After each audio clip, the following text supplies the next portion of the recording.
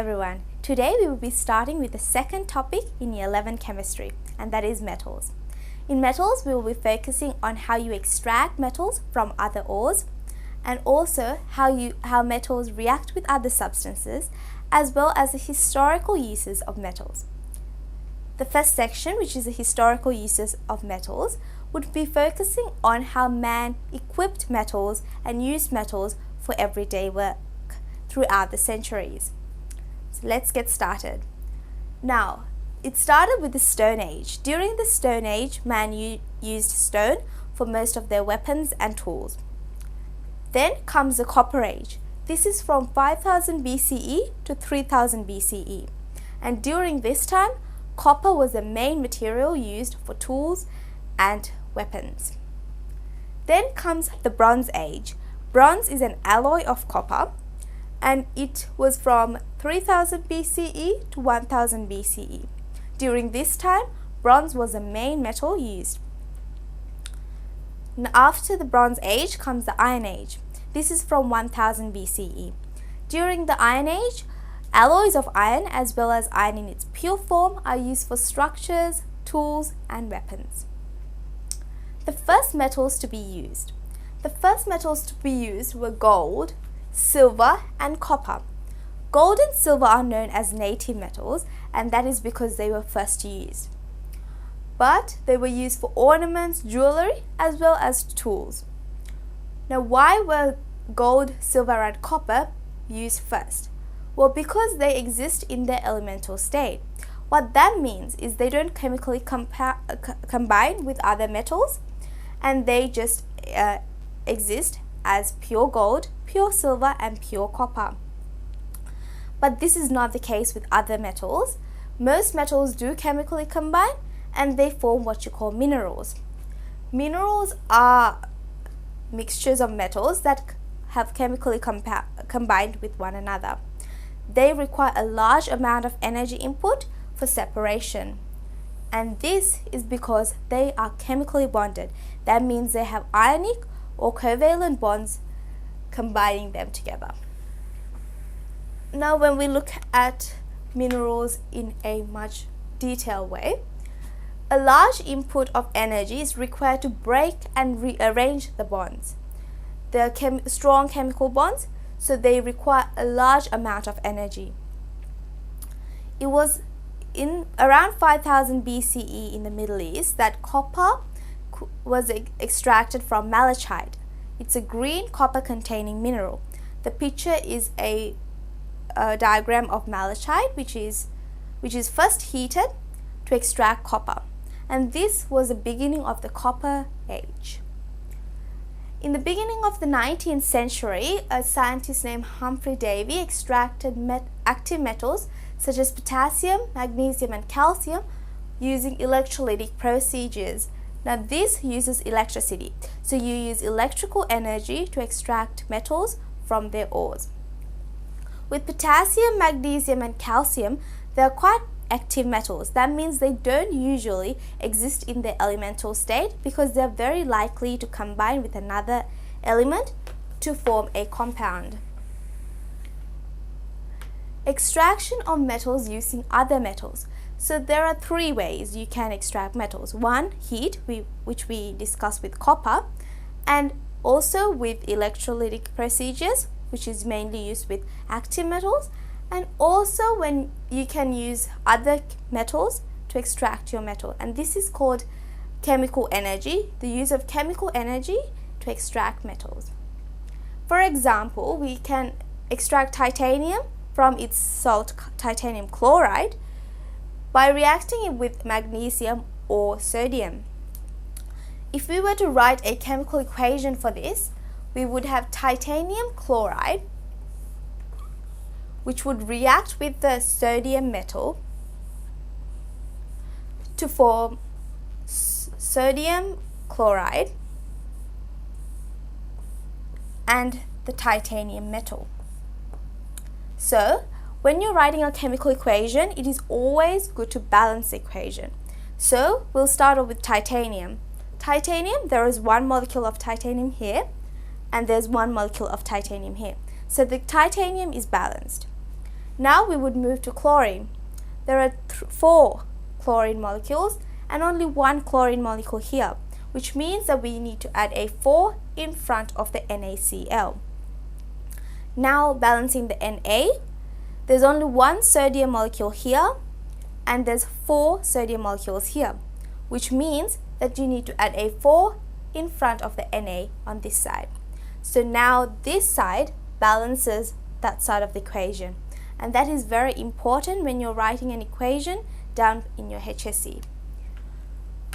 So this is the chemical equation for what is summarized up here in words, and that uses chemical energy to extract metals.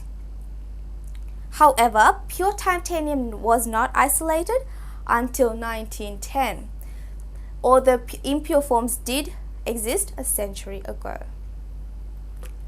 Now we're focusing on alloys. Alloys are what you call mixtures of metals. They contain 2 or more metals combined together. Properties of metals could be significantly altered by combining them with other elements. That is to say, for example, copper is a soft metal, but when you combine it with tin, it becomes harder, and this is called an alloy. The alloy is called bronze for copper. So we'll look at some examples of alloys. We have bronze, which has tin and copper. There's brass, and also steel, which is an alloy of iron. During the Copper Age, which was from 5000 BCE to 3000 BCE, that happened 8,000 years ago in the Middle East, they used 2 forms of copper. One was native copper, and the other is blue-green copper. Native copper was much harder than gold, and therefore it was used for tools, and also it was used for jewelry. Now blue-green copper was used for decorative purposes, and both of these copper was extracted from its ore using the process called smelting. Smelting is a process that was used to convert copper minerals into metallic copper. Now we would look at smelting in a greater depth here. First, there is the process of crushing the metal. By crushing the metal, you would increase the surface area. So what you do is, by increasing the surface area, you make more area for the heat to dissipate. This means that it effectively heats up. Then you use strong high temperatures to strongly heat the crushed metal. This happens in a reducing environment, rich in carbon and low in oxygen. So you would have these conditions for the smelting of copper. The third step is to mix the copper with the glassy slag formed from the quartz in the ore body. Then, for further improvements, copper is now being extracted in its liquid form, so it's easier for us to cast them into tools. Some uses of copper include tools. So copper was used for axe heads, spears, and arrowheads during the Copper Age. It was also used for kitchen utensils such as plates and cups. For cooking pots, because it was a great thermal conductor. Due to its high thermal conductivity, it cooked food better. And mirrors, because of its luster and its ability to reflect light. Copper ores. Now we would chemically see the chemistry behind the extraction of copper from its ores. Now first you would heat the copper ore, which is hydroxy copper carbonate. When you heat it up, it decomposes to copper oxide, carbon dioxide and water. So if you write this in a chemical equation, it would look like this. You would have your hydroxy copper carbonate, which is this part, decomposing in the presence of heat to form copper oxide, carbon dioxide and water. Note that there are symbols next to each of them. Those are the states. It is very important to write states when you're writing a chemical equation. So the S denotes solid, the G denotes gas, and L denotes liquid. So the hydroxy copper carbonate is going to be in its solid form, The copper oxide is again going to be in the solid form, carbon dioxide gaseous, and water is going to be in liquid form. Now what happens after this is we react the copper oxide with carbon, and this forms copper and carbon dioxide, and that's how you would extract copper from hydroxy copper carbonate. For this reaction, you would have a chemical equation looking like this. So the copper oxide from here would come down there, it will react with carbon to produce copper and carbon dioxide. Note that you write your states and always balance the equation. Also, you can extract copper from chalcopyrite. Now, when you're extracting copper from chalcopyrite, copper comes out in its molten state. That means it's liquid. Now, this is the chemical equation for chalcopyrite. You would heat it up in the presence of oxygen and in the presence of sand. So, silicon dioxide is sand. And this would produce copper in its liquid form, sulfur dioxide gas, and also ferrosolite, which is in its liquid form. Again, always write the states and balance your equations. Now, alloys of copper. There are two alloys of copper. One is tin bronze and one is arsenic bronze. Both are forms of bronze. Tin bronze has copper and tin, while arsenic bronze is composed of copper and arsenic, and they're widely used as well. Now comes the Iron Age. The properties were known by ancient people from meteoric iron. Before the Iron Age, iron was not well known. However, meteoric iron, which is iron from meteorites, did exist. But meteoric iron was corrosion resistant, while normal iron is not. Extracting metallic iron from iron ore was developed 3,500 years ago, and this required high temperatures that mixed the iron ore with charcoal to produce iron. The use of high temperatures was to break the chemical bonds, and it is very important to highlight this, to break the chemical bonds, because in an iron ore the iron is intact with the rest of the metals due to chemical bonds. Smelting of iron. Now, smelting of iron involves two steps. The first step does not require iron, but it gives off carbon monoxide. So we start off with carbon, we heat the carbon or we burn the carbon in the presence of oxygen. This would give us carbon monoxide. Now again, when you're writing a chemical equation, always write your states.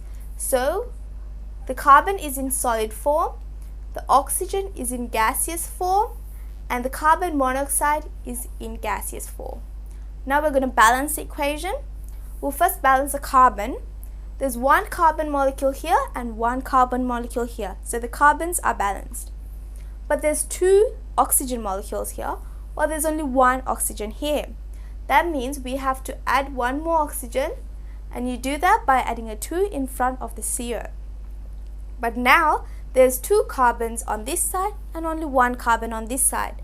So to balance it even further, you would add a 2 in front of the C. This is a balanced chemical equation. Now what you do is you have the carbon monoxide from this reaction. You use that carbon monoxide to extract iron from the iron ore. So you have iron ore with carbon monoxide giving iron and carbon dioxide. Now again, iron ore is in its solid form, the carbon monoxide is gaseous, iron is in solid form when you extract it, and the carbon dioxide gas is formed as well. Again, always balance your equation. Now with the process mentioned earlier, there was a problem because carbon was present in the iron. Now this meant impure iron. So to overcome this problem, what they did was they hammered the iron when it was red hot to squeeze out the impurities. But Further development happened when a blast furnace was developed. A blast furnace used high temperatures. It would melt the iron, which was later molded. So here is an animation of the blast furnace. You have the raw material coming in, and it would get melted in these high temperatures here. Molten iron would exit out from here, the molten slag from this end, and we have the waste gases excreted from each of these chambers. There's always blasts of hot air being pressurized in, and this is to keep the temperatures at 1000 degrees Celsius. However, 2000 years later, the technology did improve and iron strips were created. And this was used to mold swords and to strengthen chariot wheels. Now this is the end of the first section. We talked about the Stone Age, the Bronze Age, the Copper Age, and the Iron Age. And also we talked about how you extract metal from heating, electrolytic processes, as well as chemical processes. Now we would go into some questions to further improve our knowledge. So the first question is a multiple choice question. Why does smelting require high temperatures? Option A, to burn the metal. The method does not burn as a result of the high temperatures. C, to shine the metal. High temperatures are required for chemical processes, not physical processes. Luster is a physical process, a physical property, so it is not used, high temperatures are not used for that. To melt the metal.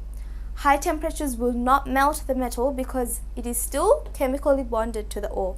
Remember I told you how the metal is chemically bonded to other metals in the ore, so when it's intact it doesn't melt. To break chemical bonds. Chemical bonds need to be broken to release the metal from the ore. So the answer is B, it is to break chemical bonds. Now moving on to question 2, it says, suggest reasons why iron is the most extensively used metal. With these type of questions, it's very important to highlight the key verb. And here the key verb is suggest. The Board of Studies offers a list of verbs that you can follow up and define so you know how to answer a question that says suggest. With this question, it's asking for reasons why metal is used, why iron is used.